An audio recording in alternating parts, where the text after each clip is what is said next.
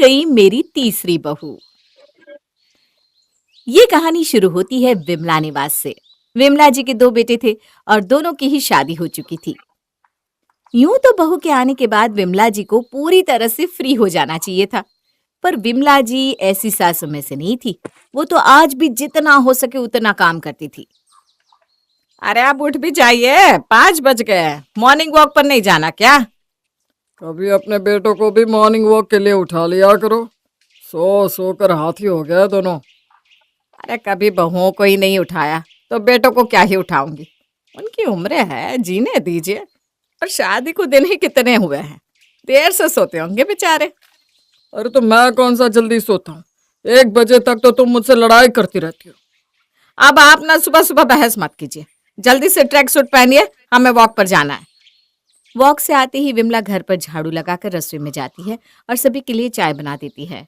कुछ देर बाद मयंक और राहुल भी अपने कमरे से बाहर आते हैं। चारों मिलकर चाय बिस्किट का मजा लेते हैं और फिर अपनी आंखों को मसलती हुई घर की दोनों बहुएं अपने अपने कमरों से बाहर निकलती है। ये तो हमारे पतियों की गलती है। ये दोनों महाशय तो पहले ही कमरे से निकलकर मम्मी पापा के पास जाकर बैठ जाते हैं। वही ना, नींद अगर खुल भी गई थी तो हमारे उठने का इंतजार तो कर लेते। वही तो। अब बताओ, सबको ये नोटिस होगा कि नहीं कि हम बहुएं होकर भी सबसे आखिर में उठती हैं। अभी तो मम्मी जी नोटिस नहीं कर रही है, पर हमारे घर जो आए दिन सुषमा आंटी आती है, कभी उन्होंने नोटिस कर लिया ना और मम्मी की नजर में इस बात को ला दिया, फिर तो जो काम मम्मी करती है वो भी करना छोड़ देंगी। ऐसा पत्थर भगवान को पता नहीं हमारे सरी क्यों मानना था। जरा भी अकल नहीं है दोनों में। और मुंह बनाकर शिल्पा और दीपा सभी के बीच आकर बैठ जाती हैं। चलो अच्छी बात है, सब उठ गए, अब चाय बनानी होगी। पर यहाँ तो झूठे कप के चाय पड़े हैं, लगता है चाय बनाई है किसी ने। मैंने चाय बनाई है, जाओ ले लो। जी मम्मी जी, आप फिक्र मत कीजिए। अब किचन में जाकर चाय लो, ये नहीं कि कोई आकर हाथ में पकड़ा दे। चाय पीने के बाद शिल्पा और दीपा फ्रेश हो जाती है और रसोई में पहुंचती है। रोज का वही चूल्हा चौका, मेरा तो मन ही नहीं करता। वही ना, ये क्या बात हुई भला? हम भी तो अपना घर छोड़कर आए। इतना दुख हुआ होगा हमें। अब इतने दुख को लेकर कोई कैसे काम करे? मैं तो शादी के पहले ही ये इंडिपेंडेंट वुमन के कॉन्सेप्ट से परेशान थी। मुझे तो बहुत अमीर ससुराल चाहिए था, एक ऐसा पति जो नोट छापे और मैं उसके नोटों पर ऐश करूं। और वो यहाँ करने के लिए हमें धीरे धीरे ना ये रसोई के काम को छोड़ना होगा। जिस विमला निवास में हमेशा नाश्ते में 2 सब्जियां बनती थी, वहां आज एक ही सब्जी बनी थी। खाने की प्लेट में एक सब्जी देखकर मयंक कहता है, नाश्ते में जितनी सब्जी खाई जाए उतना ही अच्छा होता है, और हमारे घर में तो हमेशा से 2-2 सब्जियां बनती आई है। फिर आज एक सब्जी क्यों बनाई तुमने दीपा? अब वो पता नहीं, आज ना मुझे बहुत कमजोरी लग रही थी। ओह अच्छा, कोई बात नहीं। तबीयत ठीक नहीं लग रही है तो कह दिया होता। अब आज हम बाहर नाश्ता कर लेते। आप बाहर खा लेते, पर मम्मी और पापा जी तो घर पर ही खाते ना भैया। जहाँ 2 रोटी बनती है वहां 2 और सही। हमें क्या, हमें तो काम करने से मतलब है। और इस तरह से काम से बचने के तरीके ढूंढना दीपा और शिल्पा शुरू कर देती हैं। दोपहर के वक्त कपड़े धोकर जब विमला जी बाहर आती है बाथरूम से, कपड़े धो दिया है बहू, अब जाकर छत पर सुखा देना। ये सुनते ही दीपा बोल पड़ती है, सुबह का पूरा नाश्ता मुझे ही बनाना पड़ता है मम्मी जी, कुछ काम तो शिल्पा पर डालिए। ये सुनते ही शिल्पा तमतमाती हुई रसोई से बाहर आती है और दीपा को आंख मारते हुए कहती है, हाँ, सारा काम तो आप ही करती हैं, मैं तो कुछ करती नहीं ना। अब जब कुछ न करने का स्टैंप लग ही गया है तो अब मैं कुछ करूंगी भी नहीं। एक दिन का भी कोई उठवा कर दिखा दे मुझसे तो मेरा नाम शिल्पा नहीं।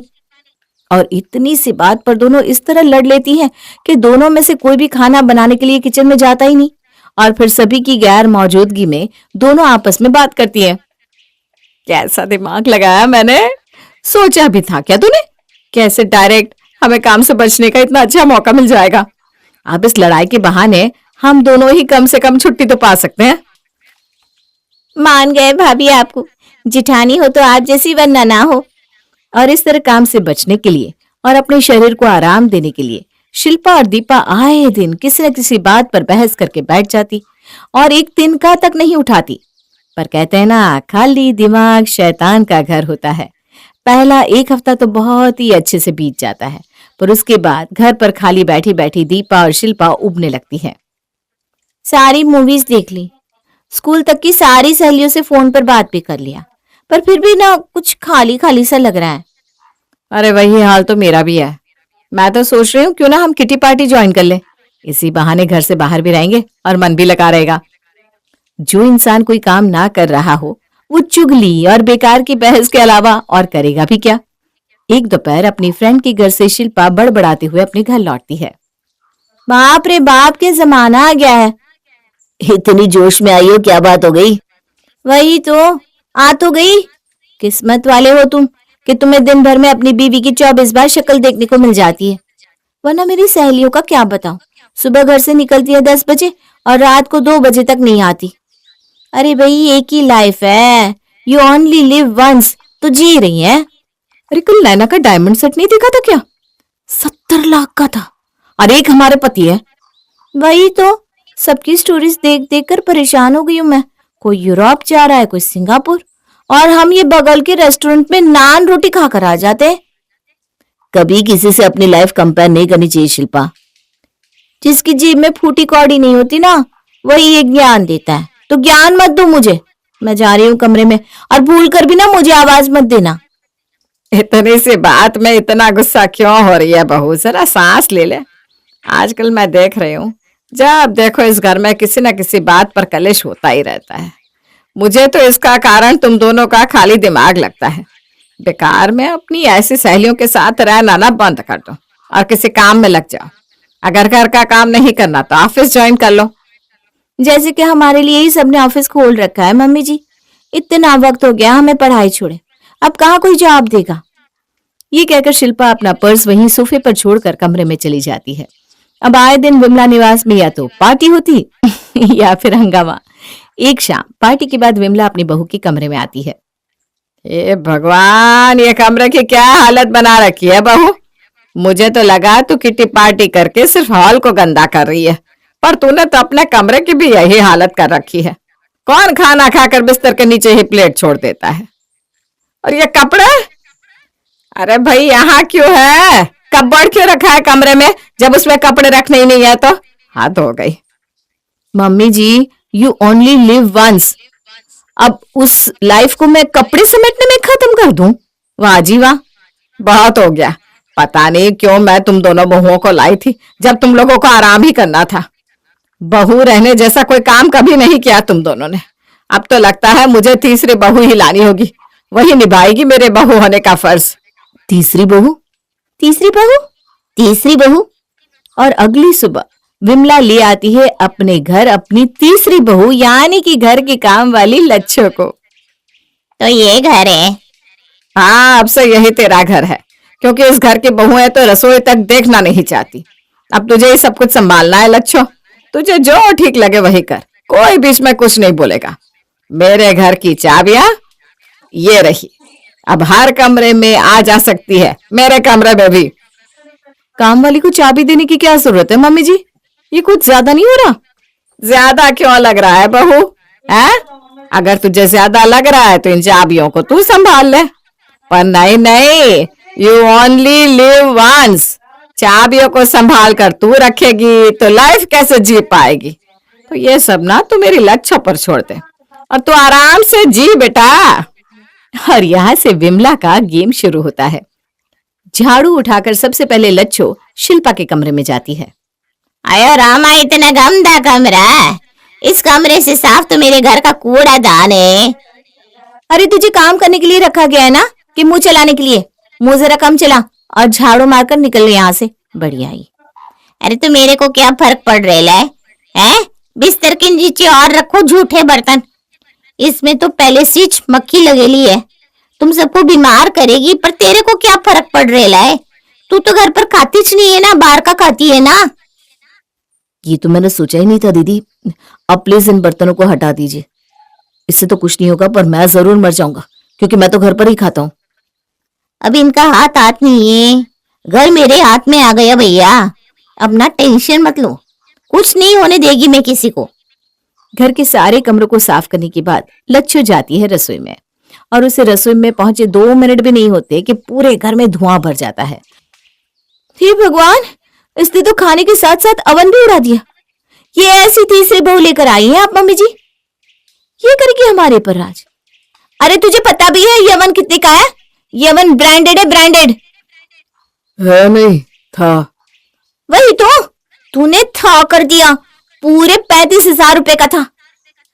इसका मेटल किस दिख रही है? घर की फ्लोरिंग से मैचिंग वाला ढूंढ कर लेकर आए थे, अब कहां से मिलेगा ऐसा दूसरा ओवन? अरे पर तुझे ढूंढना क्यों है दूसरा ओवन? कौन सा तुझे रसोई में आना है?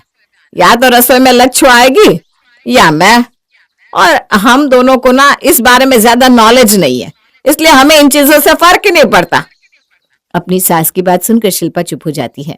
शुरुआत में लच्छू को जरा दिक्कत तो आती है, पर वो घर का सारा काम अच्छी तरह समझ जाती है और पहले ही दिन से सब कुछ ऐसे संभाल लेती है जैसे कि वो विमला निवास में सदियों से रह रही हो। अगली सुबह जैसे ही लच्छू घर पहुंचती है, उसे जोर जोर से चिल्लाने की आवाजें सुनाई देती है। नहीं मिल रहा मुझे, राहुल कहाँ रख दिया तुमने? अब मैं कैसे वो गाउन पहन कर जाऊंगी? आज किटी में ब्लैक गाउन पहनने का ही थीम था। अरे तुम्हारे पास वो वाला ब्लैक गाउन भी तो है ना, वो पहन लो। नहीं पहन सकती, ड्रेस की फोटो मैंने पहले ही ग्रुप में भेज दी है।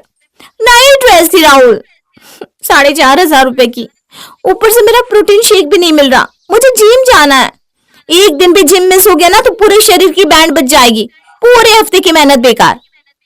यहाँ शिल्पा की प्रॉब्लम सॉल्व होती भी नहीं कि वहां दीपा के कमरे से चिल्लाने की आवाज आती है।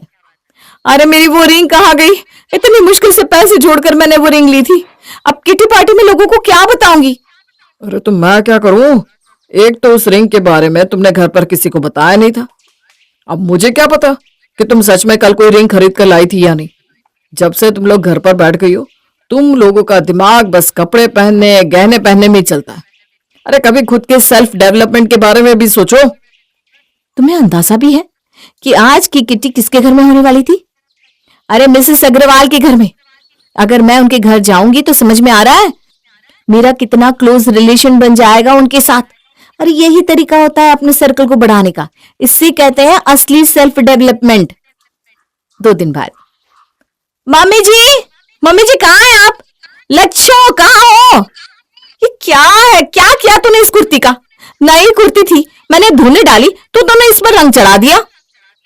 अरे इस घर में कपड़े धोने डालो तो वापस क्यों नहीं आते? कल मैंने अपनी साड़ी डाली थी तो उसका सिर्फ ब्लाउज धुलकर वापस आया, साड़ी पता नहीं कहाँ चली गई। लच्छा तो भाई ऐसी ही काम करती है, जिसको दिक्कत है अपने हाथ खुद ही ला ले। अरे तो अब हिला ही लेंगे, जैसी तेरी हरकतें है ना, तू चीजों को गायब कर रही है। ये चोरी वगैरह मैं समझ नहीं रही हूँ क्या है? देख, अब से कोई जरूरत नहीं है तुझे मेरे कमरे में आने की। घर की मालकिन ने बोला है कि सबके कमरों के अंदर घुस घुस कर मेरे को सफाई करने की है, ताकि कमरे गंदे ना रहे। और कमरों को तो आप ऐसे सड़ा गला छोड़ देती है जैसे कि नगर निगम वाले आपके कमरे से ही कचरा उठाकर ले आएंगे। मम्मी जी देखिए, मैं अपना कमरा खुद साफ कर लूंगी और अपने कपड़े खुद साफ करूंगी, कह दीजिए इसे कि मेरा कोई भी सामान ना छुए। अरे यही तो चाहती थी मैं बहू। विमला बहुत खुश हो जाती है क्योंकि आखिर वही हो रहा था जो वो चाहती थी। घर के कामों में लगने के कारण अब दीपा और शिल्पा की चिड़चिड़ाहट जरा कम होने लगी थी। उनका ध्यान घर की ओर भी आने लगा था। घर के पर्दे ठीक करते करते शिल्पा रसोई में जाती है और वहां की दीवारों की हालत देखती है। ये दीवार, ये मेरे बर्तनों की क्या हालत कर दी है इसने, देखिए तो दीदी। ऐसे खाना बनता है क्या इतने सालों से? हम खाना बना रहे थे, आज तक हमारी दीवारों में एक बूंद तेल नहीं लगा, और ये देख तूने तेल के कैसे धब्बे लगा दिए दीवारों पर कि उंगली लगाओ तो तेल सबूत बाहर आ जाएगा। तुम दोनों आज रसोई में आई हो बेटा, चलो लगता है कुछ अलग होने वाला है आज। हाँ भी यही है पापा जी, इन्हें डांट लगाइए ना। अरे ना बाबा ना, इससे डांट लगाकर मुझे तेरी सास से 10 बातें सुननी है क्या? यही तो है बेचारी जो हम सबको खाना देती है, हमारे कपड़े धोती है, हमारा घर साफ करती है। हम इसे कैसे कुछ बोल सकते हैं? जब तक तुम दोनों घर संभाल रही थी, हमने कभी कुछ कहा था क्या तुम दोनों से? तो इसे कैसे बोल सकते हैं? हमारी बहू होने का फर्ज तो यही निभा रही है बेटा। सभी की बातें अब दीपा और शिल्पा को खटकने लगी थी। इस पर तड़का लगाने भगवान ने भी अच्छा इंतजाम कर रखा था। अब अगर दोस्ती का सर्कल बड़ा हो तो उसमें लड़ाइयां तो होनी ही थी। जब मिसेस अग्रवाल की किटी में शिल्पा और दीपा जाती हैं, तो वहां मिसेस अग्रवाल के साथ उनकी बड़ी बुरी तरह इंसल्ट होती है। काम की न काज की, दुश्मन अनाज की। इतनी फ्री है कि जब भी किटी रखो ये दोनों उठकर आ जाती हैं। अरे डेट्स के बारे में इनसे कुछ मत पूछो, दे आर ऑलवेज फ्री। जैसे आप फ्री नहीं है मिसेस अग्रवाल। मैं क्या, यहाँ पर तुम दोनों के अलावा कोई भी फ्री नहीं है। कोई अपने बच्चों को संभाल कर आता है, कोई अपनी सास को, और कोई मेरी तरह बिजनेस को। पर तुम दोनों का क्या, आराम करती हो और फालतू की गॉसिप्स। ओ गॉड, मुझे तो ऐसी औरतें बिल्कुल पसंद नहीं। इसीलिए मैं तो जल्द से जल्द इस किटी ग्रुप को छोड़ने की सोच रही हूँ। This is not my class. मुझे तो ऐसी औरतें पसंद ही नहीं जो पतियों पर डिपेंडेंट हो, एक एक रुपए के लिए किसी के आगे हाथ फैलाना पड़ता हो। अरे भाई, मैं क्यों किसी से मांगू? मेरी कोई सेल्फ रिस्पेक्ट नहीं है क्या? वैसे तुम दोनों को देखकर ही लगता है कि तुम दोनों का नहीं होगा। ये सुनकर शिल्पा धीरे से दीपा से कहती है, देखो ना भाभी, कैसे बचर बचर बोली जा रही है गधी कहीं की। और ये बाकी सारी तितलियों को देखिए, 3 की है ना 33 की। जिधर वजन पड़ा उधर उलट गई। मम्मी जी ठीक ही कहती थी, ये लोग तुम्हारे काम कभी नहीं आएंगे। मैं ही पागल थी जो इनके साथ आकर अपना वक्त जाया करती थी। वही ना, इन लोगों के चक्कर में क्या पड़े कि हमारे यहाँ घर पर हमारी इज्जत जो बची कुची थी वो भी खत्म हो गई। वैसे इसकी एक बात मुझे ठीक लगी कि कम से कम मुझे अपने घर वालों के आगे हाथ तो नहीं पसारना पड़ता। और ये सबक लेकर दीपा और शिल्पा वापस अपने घर पहुंच जाती है और अपनी सास से कहती है, मैं ऑफिस में काम करना चाहती हूँ मम्मी जी। और मैं ना घर संभालना चाहती हूँ। ठीक ही कहा था, खाली दिमाग शैतान का घर होता है। आराम के चक्कर में हम तो अपना अस्तित्व ही खो बैठे थे। To live once you should work daily. मैं तो बस यही चाहती थी बहू कि तुम दोनों कुछ करो, चाहे कुछ भी करो, घर का काम, बाहर का काम, कोई बिजनेस, पर खाली मत बैठो। तुम दोनों को जो समझ आ रहा है वो करो, मुझे कोई दिक्कत नहीं है।